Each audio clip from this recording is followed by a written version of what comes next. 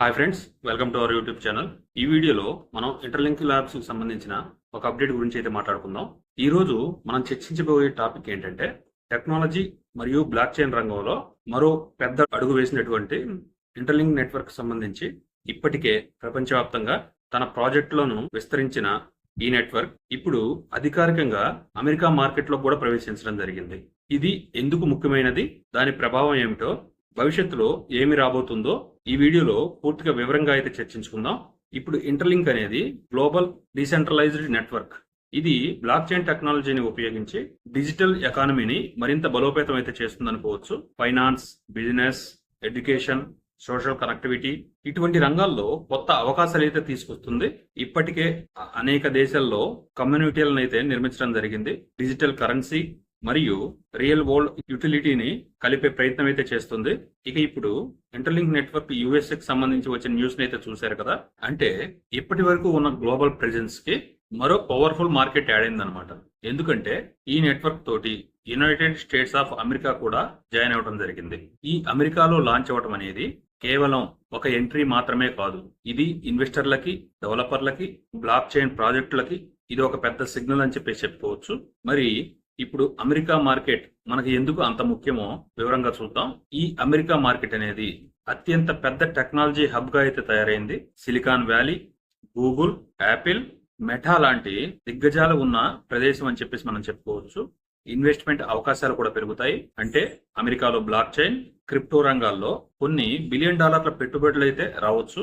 అలాగే global image. ఒక company అమెరికాలో స్థాపించబడితే అది ప్రపంచవ్యాప్తంగా కూడా ఒక నమ్మకాన్ని సృష్టిస్తుంది. అందుకే ఇంటర్లింక్ నెట్వర్క్ కి ఇది ఒక మైలురాయి అని చెప్పేసి చెప్పుకోవచ్చు. ఇప్పుడు మనం ఒక ముఖ్యమైన ప్రశ్న అయితే వేసుకోవచ్చు. అదేంటంటే వాట్స్ నెక్స్ట్. ఇంటర్లింక్ నెట్వర్క్ అనేది తన కమ్యూనిటీకి ఇచ్చిన ఒక మెసేజ్ ఏంటంటే are you ready for what coming next. ఇది చాలా అర్థవంతంగా అయితే ఉంది. రాబోయే రోజుల్లో కొత్త బ్లాక్ చైన్ ఆధారిత ప్రాజెక్టులు, అదేవిధంగా బిజినెస్ పార్ట్నర్షిప్స్, డీసెంట్రలైజ్ అప్లికేషన్స్ అంటే డియాప్స్, అలాగే మరింత గ్లోబల్ ఎకానమీ కనెక్టివిటీ ఇవన్నీ కూడా మనం ఫ్యూచర్ లో చూడబోతున్నాం. ఇప్పుడు ఏదైతే జరిగిందో ఈ ఎక్స్పాన్షన్ ద్వారా ఇంటర్లింక్ నెట్వర్క్ అనేది తన స్థానాన్ని బలంగా నిర్మించుకోవాలని ఒక లక్ష్యం అయితే పెట్టుకుంది. ఇక మొత్తానికి చెప్పాలంటే ఇంటర్లింక్ నెట్వర్క్ యొక్క అమెరికా మార్కెట్ ప్రవేశం అనేది ఒక కొత్త అవకాశాల ద్వారం అని చెప్పేసి మనం చెప్పుకోవచ్చు. ఇది కేవలం ఒక స్టెప్ అయితే కాదు, ఇది ఈ ప్రాజెక్ట్ కి ఒక పెద్ద మైలురాయి అని చెప్పేసి చెప్పుకోవచ్చు. ఇప్పుడు అసలు ప్రశ్న అయితే వేయటం జరిగింది. ఈ డిజిటల్ ఎకానమీ విప్లవానికి మీరు సిద్ధమా? వీళ్ళు ఏదైతే ప్రశ్న వేశారో దానికి మీరంతా సిద్ధంగా ఉన్నారా? దయచేసి మీ అభిప్రాయం ఏంటి కామెంట్ సెక్షన్ లో తెలియచేయండి. ఇక దీనికి సంబంధించి ఇంకో అప్డేట్ ని కానీ చూసుకున్నట్లయితే నేటి ప్రపంచంలో ఆర్టిఫిషియల్ ఇంటెలిజెన్స్ అనేది లేదా ఏఐ అనేది మన జీవితాల్లో విప్లవాత్మక మార్పులు తీసుకొచ్చింది అనటంలో సందేహం లేదు. ముఖ్యంగా చాట్ జీపీటీ వంటి టూల్స్ వల్ల మనం కంప్యూటర్లతో ఎలా ఇంటరాక్ట్ అవుతున్నామో పూర్తిగా మారిపోయింది. కానీ ఒక ముఖ్యమైన ప్రశ్న అయితే ఉంది. మనం ఈ ఏఐ లేదా ఏఐ ఏజెంట్స్ ని నిజంగా నమ్మగలమా? ఈరోజు మనం ఇంటర్లింక్ ల్యాబ్స్ చేసిన రీసెంట్ పోస్ట్ ఆధారంగా ఏఐలోని రిస్కులు, హెల్యూజినేషన్ వల్ల కలిగే నష్టాలు, అలాగే వాటికి ఉన్న సొల్యూషన్స్, వీటి గురించి పూర్తి వివరంగా తెలుసుకుందాం. ముందుగా ఏఐ వల్ల వచ్చిన మార్పులను అయితే ముందుగా చూద్దాం. చాట్ జీపీటీ లాంటి ఏఐ టూల్స్ వల్ల మన పని వేగంగా జరిగిపోతుంది. సమాచారం అనేది చాలా సులభంగా లభిస్తుంది. బిజినెస్లు అనేవి ఎంత ఎఫిషియెంట్ గా మారాయి. కానీ ఇప్పుడు ఇంటర్లింక్ ల్యాబ్స్ ఏదైతే చెప్పిందో ఆ రిపోర్ట్స్ వల్ల, రిపోర్ట్ అనే కాదు, ఇది ఒక షాకింగ్ రిపోర్ట్ అని చెప్పేసి చెప్పుకోవచ్చు.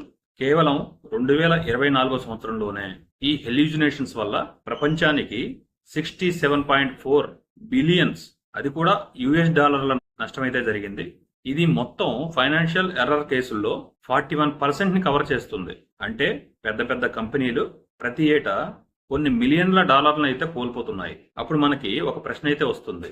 ఈ ఏఐ హెల్యూజినేషన్స్ ఎందుకు వస్తున్నాయి?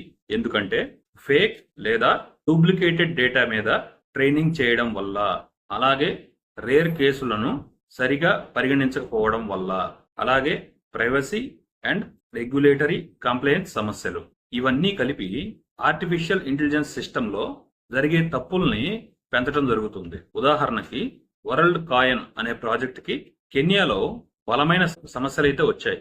అక్కడ ప్రభుత్వం ఓల్డ్ కాయిన్ ని బయోమెట్రిక్ డేటా డిలీట్ చేయమని ఆదేశాలు అయితే ఇవ్వడం జరిగింది. అది డేటా ప్రైవసీ అనేది ఎంత సెన్సిటివ్ ఇష్యూ అనేది మనకి చూపిస్తుంది.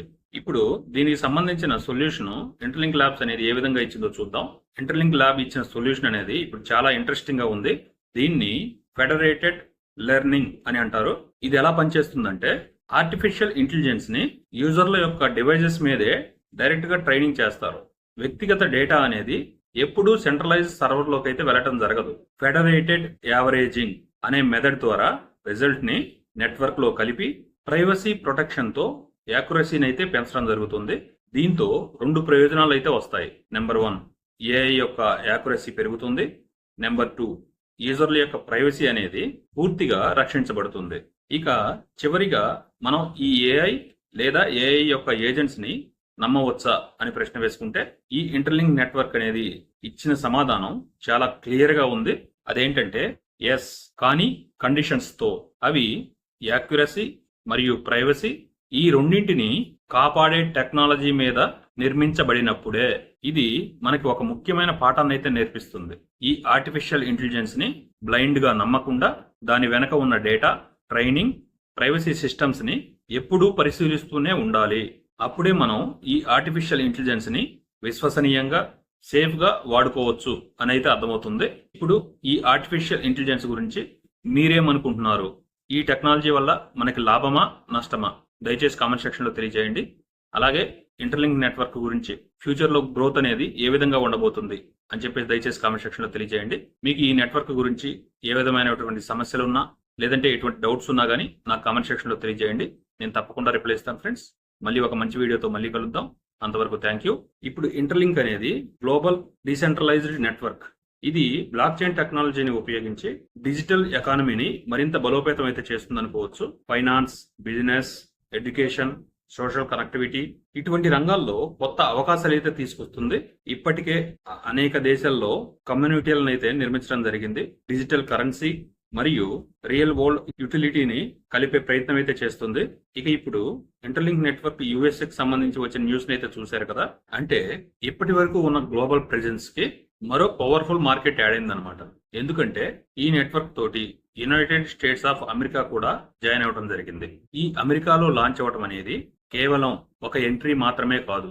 ఇది ఇన్వెస్టర్లకి, డెవలపర్లకి, బ్లాక్ చైన్ ప్రాజెక్టులకి ఇది ఒక పెద్ద సిగ్నల్ అని చెప్పేసి చెప్పుకోవచ్చు.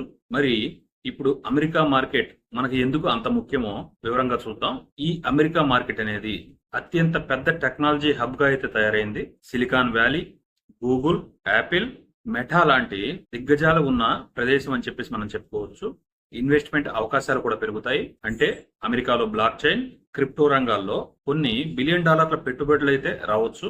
అలాగే గ్లోబల్ ఇమేజ్. ఒక కంపెనీ అమెరికాలో స్థాపించబడితే అది ప్రపంచవ్యాప్తంగా కూడా ఒక నమ్మకాన్ని సృష్టిస్తుంది. అందుకే ఇంటర్లింక్ నెట్వర్క్ కి ఇది ఒక మైలురాయి అని చెప్పేసి చెప్పుకోవచ్చు. మీకు ఈ నెట్వర్క్ గురించి ఏ విధమైనటువంటి సమస్యలు ఉన్నా, లేదంటే ఎటువంటి డౌట్స్ ఉన్నా కానీ నాకు కామెంట్ సెక్షన్ లో తెలియజేయండి. నేను తప్పకుండా రిప్లై ఇస్తాను ఫ్రెండ్స్. మళ్ళీ ఒక మంచి వీడియోతో మళ్ళీ కలుద్దాం. అంతవరకు థ్యాంక్ యూ.